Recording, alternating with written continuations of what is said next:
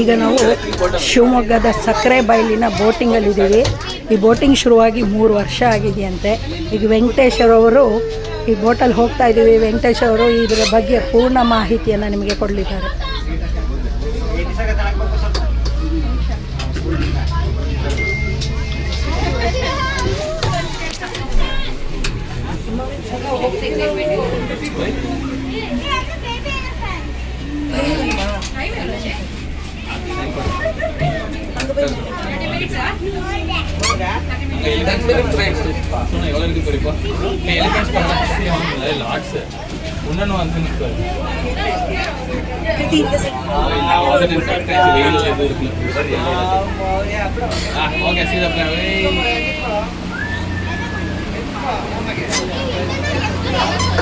Sir ಎಲ್ಲ silent ಆಗಿ explain ಮಾಡ್ತೀನಿ ಸರ್. ಆ ಕಡೆ ಕಾಣುತ್ತೆ ನೋಡಿ ಲೆಫ್ಟ್ ಸೈಡ್ ಅಲ್ಲಿ, ಅದೇ ಡ್ಯಾಮ್, ತುಂಗಾ ಡ್ಯಾಮ್ ಅಂತೇಳಿ.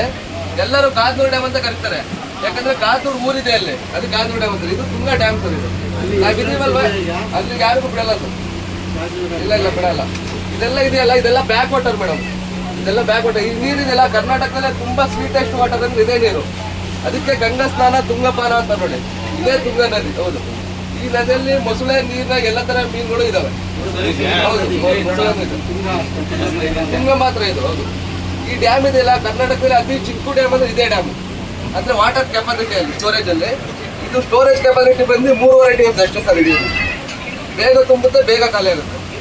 ಆ ಕಡೆ ಒಂದು ಎಲ್ಲೋ ಕಲರ್ ಟ್ಯಾಂಕ್ ಬರುತ್ತಲ್ವಾ, ಅಲ್ಲಿಂದ ಶಿವಮೊಗ್ಗಕ್ಕೆ 24x7 ಇಲ್ಲಿಂದನೇ ನೀರು ಕುಡಿಯೋಕೆ ಸಪ್ಲೈ ಆಗೋದು. ಅದಕ್ಕೆ ಮೊದಲೆಲ್ಲ ಶಿವಮೊಗ್ಗಕ್ಕೆ ಸಿಹಿ ಮುಖ್ಯ ಅಂತ ಕರಿತಾ ಇದ್ರು, ಇವಾಗ ಶಿವಮೊಗ್ಗ ಮಾಡಿದ್ದಾರೆ. ಇದು ಕರ್ನಾಟಕದಲ್ಲಿ ಅತಿ ಚಿಕ್ಕ ಡ್ಯಾಮ್ ಅಂದ್ರೆ ಇದೇ ಡ್ಯಾಮು. ಇಲ್ಲೆಲ್ಲ ಬಾಟಲ್ಸ್ ಕಾಣುತ್ತಲ್ಲ, ಇವೆಲ್ಲ ಮೀನು ಬಲೆ ಹಾಕಿರೋ ಸರ್. ಇವೆಲ್ಲ ಇಲ್ಲೇ ಲೋಕಲ್ಸ್ ಅವರು ಟೆಂಡರ್ ತಗೊಳ್ತಾರೆ, ಫಿಶಿಂಗ್ ಮಾಡಿ ಮಾರ್ತಾರೆ ಮಾರ್ಕೆಟಿಗೆ. ಇದು ತುಂಗಾ, ಭದ್ರಾ, ನೇತ್ರಾವತಿ 3 ನದಿನೂ ಕುದುರೆಮುಖದಲ್ಲೇ ಹುಟ್ಟೋದು. ಅದಕ್ಕೆ ಗಂಗಾ ಮೂಲ ಅಂತ ಕರೀತಾರೆ. ಅಲ್ಲಿ 3 ನದಿ ಅಲ್ಲೇ ಹುಟ್ಟಿ ಶೃಂಗೇರಿ ಬಂದ್ರೆ 3 ಡಿವೈಡ್ ಆಗ್ತವೆ. ತುಂಗಾ ಇಲ್ಲಿ ಬಂದ್ರೆ ಭದ್ರಾ ಇಲ್ಲಿಂದ 45 ಕಿಲೋಮೀಟರ್ ಲಕ್ಕವಳ್ಳಿ ಡ್ಯಾಮ್ ಅಂತಿದೆ, ಅಲ್ಲಿ ಭದ್ರಾ ನೀರು ಹೋಗುತ್ತೆ. ನೇತ್ರಾವತಿ ಬಂದ್ರೆ ಧರ್ಮಸ್ಥಳ ಕಡೆ ಹೋಗುತ್ತೆ. ಮತ್ತೆ ತುಂಗಭದ್ರಾ 2 ಕೂಡ ಇಲ್ಲಿಂದ ಕೂಡ್ಲಿ ಅಂತಿದೆ ಒಂದು ಪ್ಲೇಸ್, ಕೂಡಲ ಸಂಗಮ ದೇವಸ್ಥಾನವೂ ಇದೆ. ಹೊಳೆಹೊನ್ನೂರ ಹತ್ರ 40 ಕಿಲೋಮೀಟರ್ ಆಗುತ್ತೆ. 2 ಅಲ್ಲಿ ಕೂಡಿ ಹೊಸಪೇಟೆ ಬಂದ್ಮೇಲೆ ಒಂದೇ ಹೆಸರು ಆಗುತ್ತೆ, ತುಂಗಭದ್ರಾ ಡ್ಯಾಮ್ ಅಂತ ಕರೀತಾರೆ. ಡಿ ಬಿ ಡ್ಯಾಮ್ ಅಂತಾನು ಕರೀತಾರೆ. ಹೌದು, ಜಾಯಿನ್ ಆಗೋದು. ಆಮೇಲೆ ಇದು ಹೊಸಪೇಟೆಯಿಂದ ಮತ್ತೆ ಮಂತ್ರಾಲಯ ಹೋಗ್ತದೆ. ತುಂಗಭದ್ರಾ ಮಂತ್ರಾಲಯ ಹೋಗುತ್ತೆ. ಮಂತ್ರಾಲಯದಲ್ಲಿ ಕೃಷ್ಣಾ ನದಿ ಜಾಯಿನ್ ಆಗ್ತದೆ. ಲಾಸ್ಟ್ 3 ನದಿ ಸೇರಿ ಲಾಸ್ಟ್ ಬಂಗಾಳ ಕೊಲ್ಲಿ ಸಮುದ್ರ ಎಂಡ್ ಆಗುತ್ತೆ. ಇದು ಧರ್ಮಸ್ಥಳದಿಂದ ಇದು ನೇತ್ರಾವತಿ ಹೋಗಿ ಅರಬ್ಬಿ ಸಮುದ್ರ ಎಂಡ್ ಆಗುತ್ತೆ.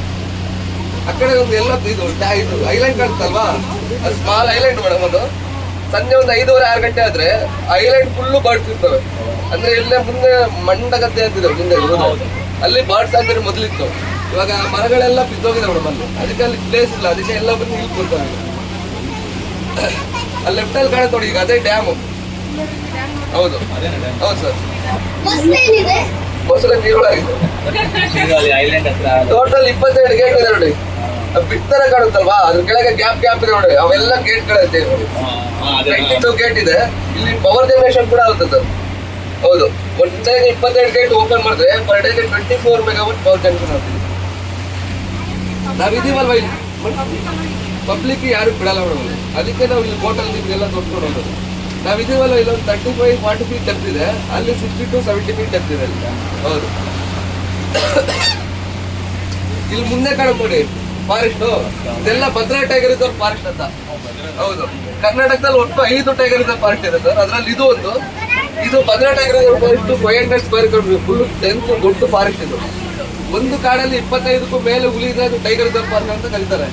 ಈ ಭದ್ರಾ ಟೈಗರ್ ರಿಸರ್ವ್ ಫಾರೆಸ್ಟ್ ಅಲ್ಲಿ 46 ಇದೆ, 46 ಸಫಾರಿ ಇದೆ. ಹೌದು, 46 ಟೈಗರ್ಸ್ ಇದೆ. ಲೆಪರ್ಡು, ಬ್ಲಾಕ್ ಪ್ಯಾಂಥರು, ಎಲಿಫೆಂಟ್, ಬ್ಲಾಕ್ ಬೇರು, ಜಾಕಲ್ ಎಲ್ಲ ತರ ಅನಿಮಲ್ಸ್ ಅಲ್ಲಿದೆ. ಅಲ್ಲಿ ಸಫಾರಿ ಕೂಡ ಇದೆ. ಇಲ್ಲಿಂದ ಲಕ್ಕವಳ್ಳಿ ಅಂತ ಹೇಳಿದ್ನಲ್ಲ 45 ಕಿಲೋಮೀಟರ್, ಅಲ್ಲಿ ಮಾರ್ನಿಂಗ್ 6 to 9 o'clock ಒಂದು ಸಫಾರಿ ಇರುತ್ತೆ, ಈವ್ನಿಂಗ್ 3 to 6 o'clock ಇನ್ನೊಂದು ಸಫಾರಿ ಇರುತ್ತೆ. ಅದು ಚಿಕ್ಕಮಗಳೂರು ಡಿಸ್ಟ್ರಿಕ್ಟ್. ಹೌದು, ಚಿಕ್ಕಮಗಳೂರು ಡಿಸ್ಟ್ರಿಕ್ಟ್. ಹೌದು, ಅಲ್ಲಿ ಬೋಟ್ ಸಫಾರಿ ಮತ್ತೆ ಜೀಪ್ ಸಫಾರಿ 2 ಇರುತ್ತೆ. ಯಾವ ಬೇಕಾದ್ರೂ ಹೋಗ್ಬೋದು. ಪರ್ ಹೆಡ್ 600 rupees ಪೇ ಮಾಡ್ಕೊತಾರೆ. 2.5 hours ಸಫಾರಿ ಇರುತ್ತೆ. ಈ ಕಡೆ ಎಲ್ಲ ಕಾಣುತ್ತಲ್ಲ ಲೆಫ್ಟ್ ಸೈಡ್ ಅಲ್ಲಿ, ಇದೆಲ್ಲ ಶೆಟ್ಟಹಳ್ಳಿ ವೈಲ್ಡ್ ಲೈಫ್ ಸ್ಯಾಂಕ್ಚುರಿ ಅಂತ, ಅದು ಶಿವಮೊಗ್ಗ ಡಿಸ್ಟ್ರಿಕ್ಟ್. ಇದು ಮಧ್ಯದಲ್ಲಿ ನೀರು, ಅದು ಚಿಕ್ಕಮಗಳೂರು ಡಿಸ್ಟ್ರಿಕ್ಟ್. ಅದು ಆಗುಂಬೆವರೆಗೂ ಕನೆಕ್ಟ್ ಆಗಿದೆ ಸರ್ ಫಾರೆಸ್ಟ್. ಒಂದೇ ಫಾರೆಸ್ಟ್ 90 ಕಿಲೋಮೀಟರ್ವರೆಗೂ ಇದೆ. ಅದರಲ್ಲಿ ಕಾಡಾನೆ, ಹುಲಿ ಎಲ್ಲ ಇದೆ, ಅದೇ ಕಡಿಮೆ ಆ ಕಡೆ. ಆ ಕಡೆ ಎಲ್ಲ ಜಾಸ್ತಿ flying snake, flying lizard, flying frog. ಹೌದು, ಹೌದು ಮೇಡಮ್. ಮತ್ತೆ ಆಗೊಂಬೆಯಲ್ಲಿ ಜಾಸ್ತಿ ಅಂದ್ರೆ ಕಿಂಗ್ ಕೋಬ್ರಾ ಜಾಸ್ತಿ. ಏಷ್ಯಾದಲ್ಲೇ ಅತಿ ಹೆಚ್ಚು ಕಿಂಗ್ ಕೋಬ್ರಾ ಹೊಂದಿರೋದು ಆಗೊಂಬೆನೇ ಫಸ್ಟಲ್ಲಿ ಇರೋದು. ಸ್ನೇಕ್ ಅಂದ್ರೆ ಇಲ್ಲಿಂದ 5 feet ಎಗ್ರೆಕ್ಟ್ ಹೋಗೋದು, ಅದು ಫ್ಲೈಯಿಂಗ್ ಸ್ನೇಕ್. ಡ್ಯಾಮ್ ಹತ್ರ ಹೋಗಕ್ಕೆ ಎಲ್ಲೂ ಪರ್ಮಿಷನ್ ಇಲ್ಲ. ಯಾವುದೇ ಡ್ಯಾಮ್ ಹತ್ರ ಆದ್ರೂ ಅಷ್ಟೇ 1-2 ಕಿಲೋಮೀಟರ್ ದೂರನೇ ಇರಬೇಕು. ಹೌದು, ಅಲ್ಲ ಯಾಕಂದ್ರೆ ಇದು ಇಂಜಿನ್ ಒಳಗೆ ವೈಬ್ರೇಟ್ ಆಗ್ತಾ ಇರುತ್ತೆ. ಅದೆಲ್ಲ ಹಳೆ ಕಟ್ಟಡಗಳಲ್ವಾ, ಅದಕ್ಕೇನಾದ್ರು ತೊಂದರೆ ಆಗುತ್ತೆ ಅಂತ ದೂರನೇ ಇರ್ಬೇಕು ಅದಕ್ಕೆ. ಇವಾಗ ಆನೆಗಳೆಲ್ಲ ಇದಾವಲ್ವಾ, ಇವಾಗ ಎಲ್ಲ ಆನೆಗಳಿಗೂ ಬಾತಿಂಗ್ 8:30 ಇಂದ 11 ಗಂಟೆವರೆಗೂ ಬಾತಿಂಗ್ ಮಾಡ್ತಾರೆ. ಆಮೇಲೆ ಎಲ್ಲ ಸಾಲಾಗಿ